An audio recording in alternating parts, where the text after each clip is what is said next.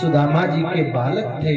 वो कहने लगे, पिताजी हमें बड़े जोर से भूख लगी है, कुछ खाने के लिए होए तो कुछ दे दो।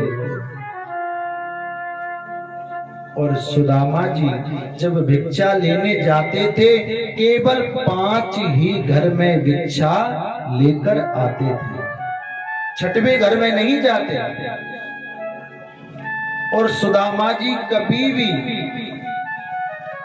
ये नहीं कहते भैया मुझे भिक्षा दे दो, दे दे जिसका भला और ना दे उसका भी भला। और सुदामा जी केवल 5 मिनट एक घर पर रुकते थे। जो भी भिक्षा में मिलता प्रसाद बना के और ठाकुर जी को पवाते, उसके बाद स्वयं पान करते।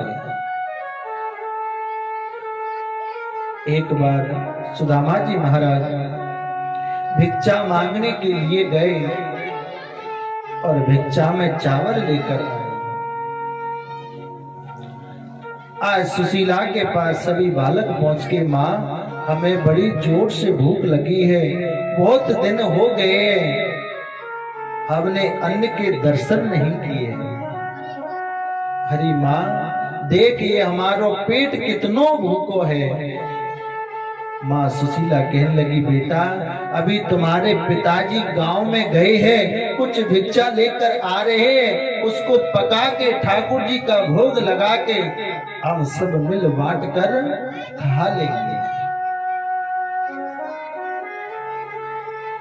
आज सुदामा जी भिक्षा में चावल लेकर आए।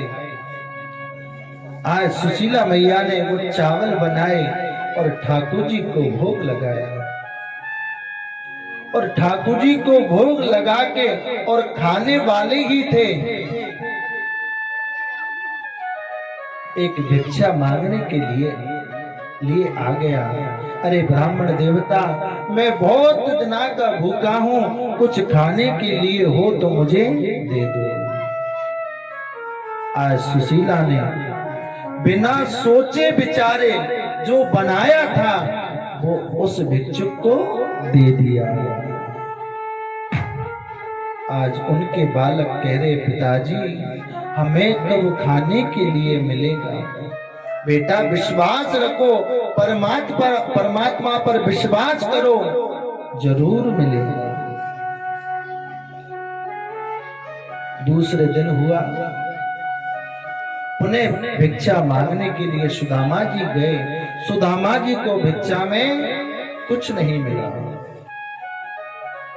सुदामा जी सोचने लगे कि परमात्मा की यही इच्छा है कि आज परमात्मा का भोग जल से ही लगेगा।